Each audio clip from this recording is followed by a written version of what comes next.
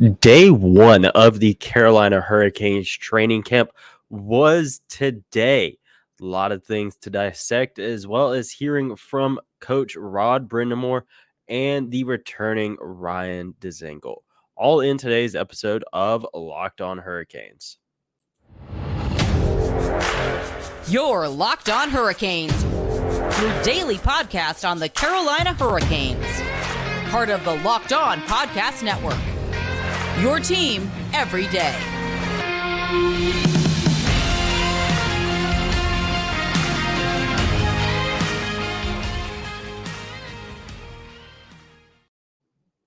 Hey there, Caniacs. I'm your host, Jared Ellis, and you are listening to Locked On Hurricanes on the Locked On Podcast Network, your team every day. As always, thank you for making Locked On Hurricanes your first listen of this Thursday?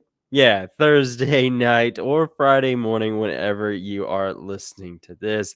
As always, make sure you are following the show on social media on Twitter and Instagram at LO_Hurricanes and myself on Twitter at JaredEllis_96. Told you guys that there'd be another episode today. Obviously, earlier in the day, we were recapping the offseason, hitting some key dates and names that have come and gone. And during the recording of that, the first session of training camp was going on. And I said, we'd wait for that to be done, info to come out, yada, yada, yada. It's come out, and now it's time to talk about it. Now, there's been a few things, going on with this. Jake Gardner, he wasn't on the list or the roster, excuse me, for training camp. Been talked that he is going to go back to long-term IR.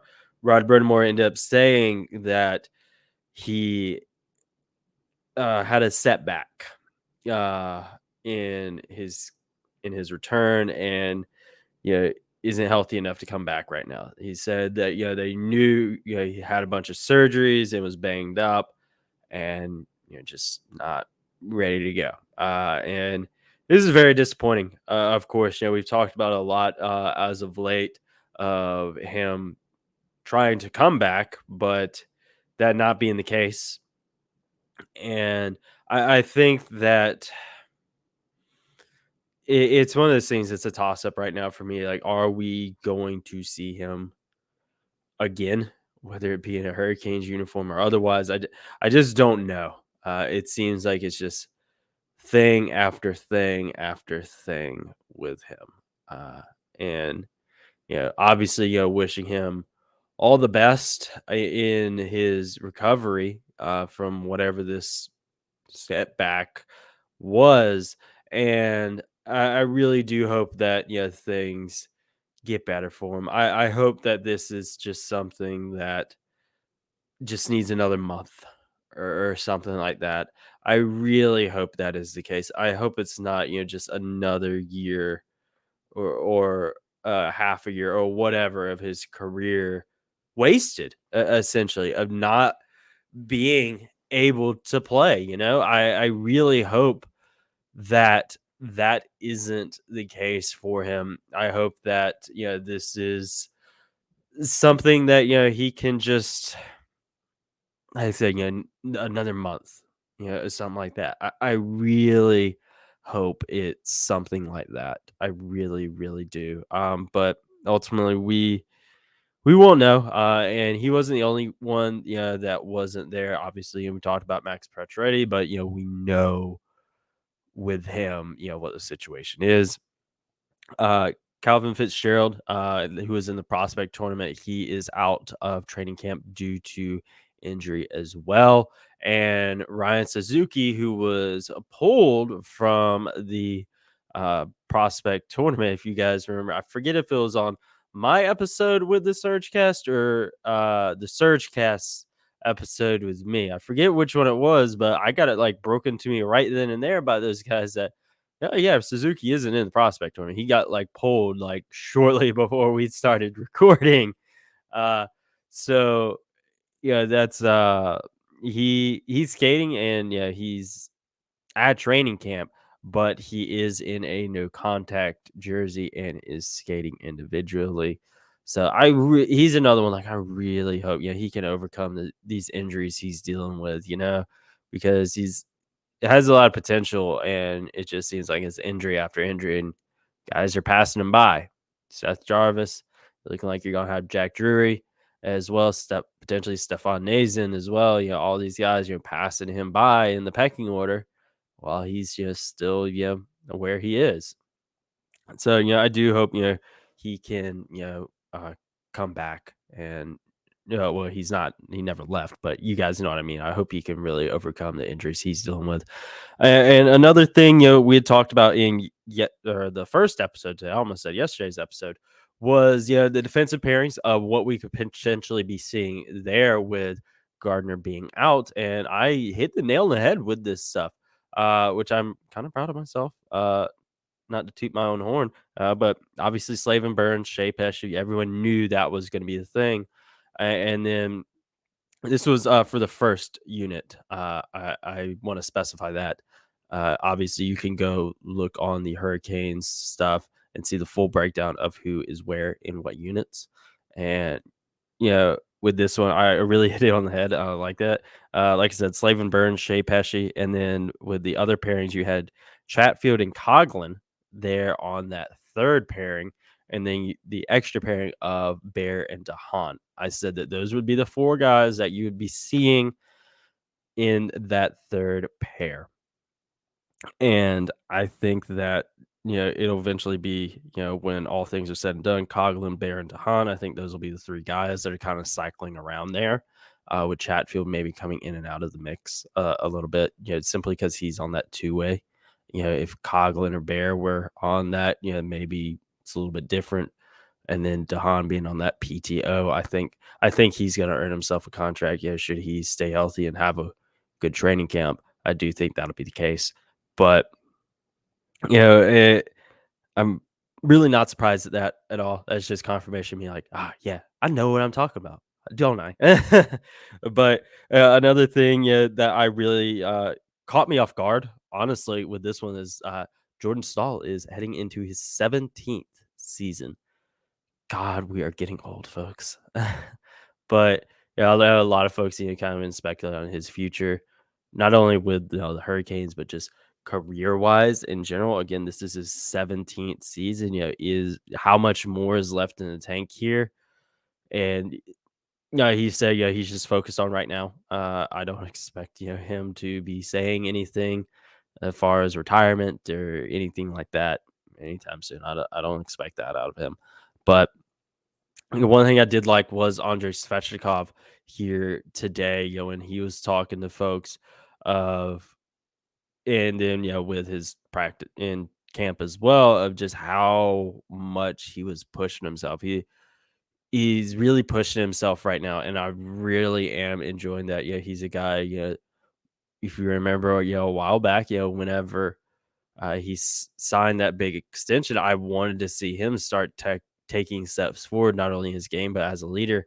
And he's really, really pushing himself, at least in this first day. Again, it is day one. You can't take too much stock into what is going on right now because, again, day one.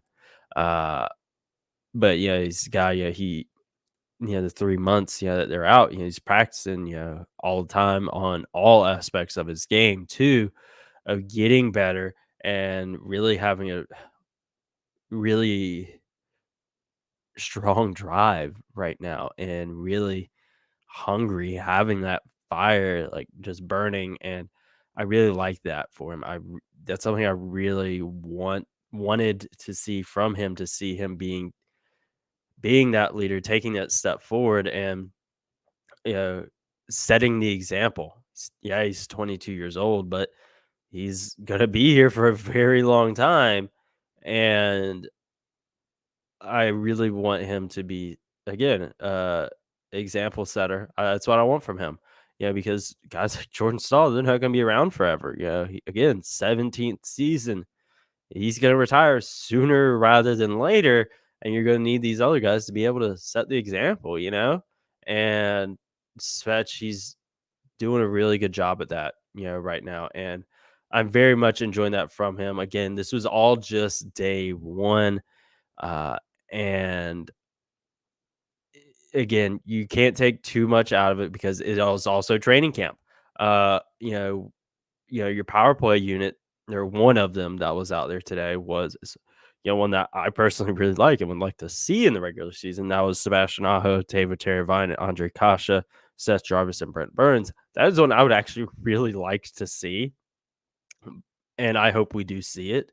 But again, it's also training camp. Who knows whether or not we'll see that, come October 12th, opening night, or, whenever during the regular season, because looks great on paper. Absolutely. But, you put it out there, maybe it just doesn't work for whatever reason, it's just not working. You don't know. And that's why, a lot of the stuff, you can't put too much stock into it right now because, again, it's training camp. But at the end of the day, I really like that power play unit on paper, and I'm really liking what we're seeing from Andrei Svechikov so far after this first day of training camp. But, we did hear from Brind'Amour and Ryan Dzingel today after training camp, and we will dive into just what they had to say right after this quick break, folks. Now, folks, Carolina Hurricanes opening night is less than a month away, and if you want to place your bets on how bad they will beat the Columbus Blue Jackets, BetOnline is the place to do it. BetOnline is also your number one source for all of your football betting info this season, whether it's Carolina Panthers, NC State Wolfpack, for whatever reason, the Carolina Tar Heels, or whatever your team is. BetOnline has you covered to find all of the latest player developments, team matchups, news, podcasts, and in-depth articles and analysis for every game you can find. And as always, BetOnline remains your continued source for all of your sports wagering information with live betting and up-to-the-minute scores for every sport out there. They are the fastest and easiest way to check on all of your favorite games and events, including MLB, MMA, boxing, golf, wrestling, whatever you want to bet on, they have you covered. So head over to BetOnline or use your mobile device to learn more. BetOnline, where the game starts. Now, as I mentioned, we were able to hear from Brind'Amour and Ryan Dzingel today.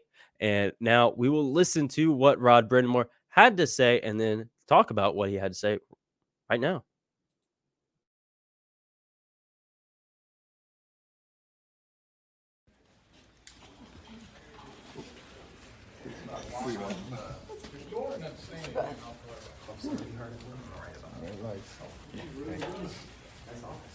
As first days go, Rod, how was it to get the guys back out on the ice? Well, it's always exciting time, I think, for everybody just to kind of turn the page and look forward to what's ahead. And I don't think everyone's super excited about training camp, because it's a lot of hard work and a lot of systems and there's a lot of stuff that gets thrown at you. But I think everyone's excited for the journey ahead. Anybody catch your eye today? This guy got bigger. This guy got faster. Well, I've seen these guys now for a few weeks. I feel like everyone's been here walking around, working out. So, I think everyone always looks good this time of year, to be honest with you. So we have a good group. They come in ready to play. Can you give us a little clarity on Jake Gardner and why he didn't end up coming to camp? Well, just from my standpoint, he had a setback and is not healthy enough to do it. Unfortunately, he's had a lot of surgeries, and we know he's been nicked up. So, too bad for him. That he wasn't able to get healthy. Rod, normally this is a day where there's lots of new guys and change, and it seems like you guys are really trying not to do it. This is really more a continuation of where you were last year and building on that. Is there any kind of a different feel that way for you than there would normally be on this day? I don't know. I think it's actually, you don't want to have changeover when you have a good group. But I think we got 7 new guys, so that's out of 20. That's a lot. I think we had 8 last year. Same kind of thing. It's just the nature of the game now. That's just how it goes. And But I think we're obviously, what I think that you're referring to is the pieces that we do always seem to keep, which is our core group, and we love them obviously. So excited for sure. Dzingel and Zahan had maybe exits here that they didn't love, and then Step, I think, at the end of last year, wanted to get in, got a little bit of a chance. But do you have to rebuild any bridges with those guys or anything like that to get those guys back in the fold? No, they wanted to come back. I mean, they were calling us to get back in here, and that's it's a big boy league. We understand how it works. So if there was a bridge to be built, I don't think they'd be trying to get back here. How much have you changed as a head coach since your first training camp? Or how much you would learn? I honestly don't even remember my first one. So I think it's a different stage, right, where we're at as a group. So I think the first camp it was like, okay, is this going to work? I don't even know if putting this in makes sense. And then okay, obviously it works. So now how do you refine it? How do you keep sharpening the knife, so to speak? And that's kind of where it's way different now, because that's the phase we're in versus the I'm not sure phase. Burns has been here for a few weeks working out now, but just thoughts on him and obviously bringing in a guy that age but still at that caliber of player. Well, we love him. I mean, I from day one of meeting him, you just knew he was a special person, and real committed to the cause of whatever we want him to do. Obviously, the talent part is easy to see, and we know his resume and everything, but the commitment to the game, I think he's just, age is what it is, but it's different when you take care of yourself and you commit to the game. We shouldn't be having those, his age shouldn't even be coming up, because I think he's like a 20-year-old out there, and he's in better shape than pretty much everybody. So He looked all right during the fitness.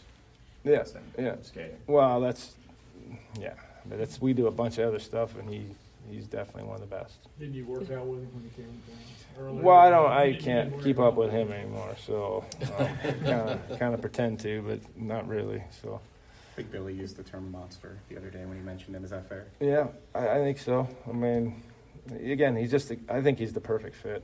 I hate that we had to wait till he's been in the league for 20 years to get him, but better late than never. What about the sign of Stastny? Well, I think it's just, obviously we got an unfortunate injury to Max, and there's a spot kind of needed to be filled, and I give the organization credit, and I give I guess that's credit for wanting to come here. That's a pretty good guy to bring in short notice with that resume and the experience and the hunger to win. I think that's pretty good. Feels kind of like Groundhog Day, like every year for the last few years we've been saying the same thing. You guys are close. But it also speak to the model of consistency you've been able to build here. You want to be in that conversation. So, listen, you have the best team in the league every year. It just gives you a chance, and we want to have a chance. And I think pretty safe to say with the group we have now, we have a chance, and that's far cry from I think what we had in those stretches where it was more of a hope, and now it's not. This is more reality of okay, come to work, do our job, and I think we have. So with Rod Brind'Amour, today, obviously a lot of first day kind of things, and you expect that from him. I did find it very interesting when he when they brought up Dzingel, Dahan, Stepan, all those guys, like, oh no, they wanted to come back. I did find that very amusing, because I mean things get blown out of proportion, guys, and drama, and headlines and all that. But only the guys and girls involved know what is truly the case, and I'm looking forward to seeing what all those guys can do this season. Of course, very we talked about Jake Gardner as well earlier about just what the deal with him is, but Yeah, it's one again. We'll just have to wait and see what happens. And Stastny, he's a guy. I'm very excited to see what he could do. Like Brind'Amour said, very short notice of coming in, and whenever that deal was signed, that 1 year, I believe 1.5 million, everyone's like, that is a steal for the Hurricanes. To be getting that, and then Brent Burns. Again, we talked about, quite a bit. He is 37, but he takes really, really, really, really good care of himself. So that 37 isn't as big of a factor as it would be for like me if I was 37, or you if you were 37. Maybe you are, I don't know. But he takes really good care of himself, so that's not as big of a factor. I also did find it very amusing that Rod Brind'Amour, Rod the Bod admitted that someone is in better shape than he is. That was very, very, I'm like, wow, that's some high praises if Rod is saying that you are in better shape than him, and he can't keep up with you. That is something else. And I'm very excited to see what Brent Burns can do, because like Rod said, he's a perfect fit. I agree with that. I think, the style, he plays, I think he's gonna fit well. And I'm very excited to see what he can do. We've talked about it many times, here on the show so far of, myself and guests. We all think, he's gonna put up numbers this year. He's gonna put them up. And I cannot wait to see what he can do this year for sure. And again, a lot of it is day one stuff, and it's gonna be the same thing with Ryan Dzingel when we hear from him in a second. Day one type stuff. This is stuff you're gonna hear. Guys, say that stuff. Like when someone signs or someone gets traded. They're all gonna say like the same couple things here and there. So, and again, it's also day one training camp. You kind of know what you're gonna hear here with this kind of stuff. But I'm really excited to see what this team can do this year. Like Brind'Amour said, now the Hurricanes have a chance, to seriously make some noise and do something. Whereas in years past, it was, hoping that they can do something. It's not the case anymore. But as we heard, Ryan Dzingel, guy that wanted to come back, despite there being that talk of he didn't leave on good terms or anything like that. But he wanted to come back, and now he's back, and now we will hear from Ryan Dzingel from day one of training camp.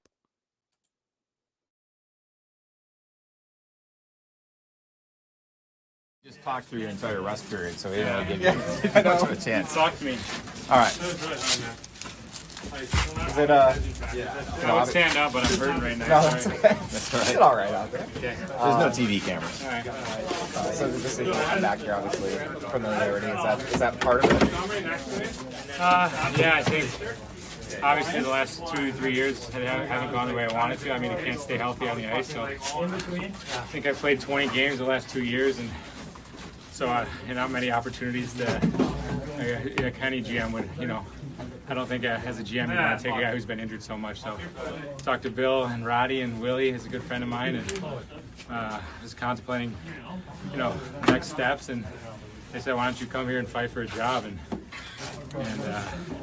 so it was a blessing, and letting those guys give me another chance to try to fight for a job, because obviously I haven't earned one the last couple of years with not being out there and stuff. So just a good opportunity for me to try to go steal a job, and then if not, Chicago's my hometown, so I can work on my craft and get back on the ice and play in the NHL. So I think I'm only 30 years old. I had a lot of good games left in me. Had a couple surgeries and feel healthy for the first time in a long time. So nobody owes me anything. Obviously, I haven't put a good showing on the ice in the last 2-3 years. So just a fresh start with good people, and that's all it is, pretty much. Was it? So I'm assuming the Chicago thing was probably why you went that way versus like a PTO or something like that. Yeah, exactly. I think PTO with other teams and stuff, I could have, but I feel like I still want to play hockey, and I don't want to give it up just yet. And like I said before, I haven't been on the ice very much. So even if I have to go down to Chicago and work on my game and get better, humble myself, and help the young guys. It is what it is, and just trying to figure it out. You said a couple surgeries. What do you have tuned up? A few different things, and I've been playing with an injury for a long time. I didn't even know. I thought it was tendonitis in my wrist, and for the last 5 years I had 2 tears in my wrist. So not an excuse why I didn't play well. There's a lot of other reasons why. Details, and you think I could have played much better. So first time my wrist felt good in a long time. I'm a shooter and I'm a goal scorer, so not an excuse, but definitely multiple factors going into it. But obviously I could have played a lot better. Can I ask you about the spider thing again? So what you told me about it a little bit the other day. I have the weirdest injuries, man. I went to visit. It's getting to be a joke here, but I'm a Band-Aid. But I was in McLean, Virginia, visiting my wife's uncle and their family. They're a really good friend of mine now, a mentor of mine. His name's Pete, and he's an ex-Marine. So went to a couple Marine functions, and I worked out with his kids late at night. And it was kind of why I got to come here too. I was looking at my options, whether Russia, Switzerland, PTOs, and I was praying about it, and I was like, what, I need a sign here. Woke up 4 hours later, a huge spider bite, and my elbow was the size of a watermelon. Rushed to the ER, did two drips in my elbow, met with the Capitals doctor for 3 weeks. They didn't know what it could be, and then one day it just went back to normal. So the fluid left, and that was the same night I was praying about what should I do, and then Bill Bernstein called me. He's like, "You want to come play for a job here?" I'm like, "Shut up, Billy. You got no pull around here." And then Roddy and Willie, I called both of them, and it, Tom, worked out. So obviously, this is a great team and not a lot of spots. So it is what it is, and I'll find a way to get back up here. Burnsy was saying earlier he doesn't like the bugs in North Carolina so far. So Burnsy's a weird man. This guy can deal with anything. He lives in a farm in Texas. I don't know what he's saying. This guy's one of a kind. He's a great addition to the team. well, glad the elbow got. Oh, it was. Yeah, obviously Ryan Dzingel, always a fun guy to talk to. Very funny, and one thing. Again, like I said, a lot of kind of typical first day things you expect there of getting caught up, talking about the off season, that kind of stuff. But I appreciate his honesty. Really, of he hasn't played good the past few years, and he admitted that, like, I just haven't played good. He's not making excuses. Like you see, folks will do sometimes. Make this excuse, that excuse. I mean, there probably folks out there that his wrist stuff that he mentioned, having issues with of talking about that being why he wasn't playing good. There'd be folks out there that would. And he wasn't saying that. He wants to play hockey. He has good games left in him. He didn't want to do the PTO route. He wanted to come back here, and then again the two-way deal of being able to go to Chicago as well, his hometown, and go there, work on his game and whatnot. And I'm glad that he is another guy that's hopefully healthy now, and can really be at the top of his game, and can get a roster spot. I said in the previous episode that I think ultimately that bottom line will come down to Stepan, Drury, and Dzingel. That's what I think it'll be. Again, no telling what can happen, of course, but I think that's honestly what we may be seeing. And because when he was here before, we saw glimpses, what we could be seeing from him. And things didn't live up to potential again, but it's also playing hurt. And again, not using that as an excuse, but that ultimately that kind of stuff takes a toll on folks, and affects them. You see it in every sport, whether it be hockey, basketball, football, soccer, golf, wrestling, whatever. I mean, you're going to see it in everything of, those injuries taking their toll on folks. And hopefully now that he's put together and good to go, that he will in fact be good to go. And I do like, because Ryan Dzingel, was, entertaining guy, off the ice, of course.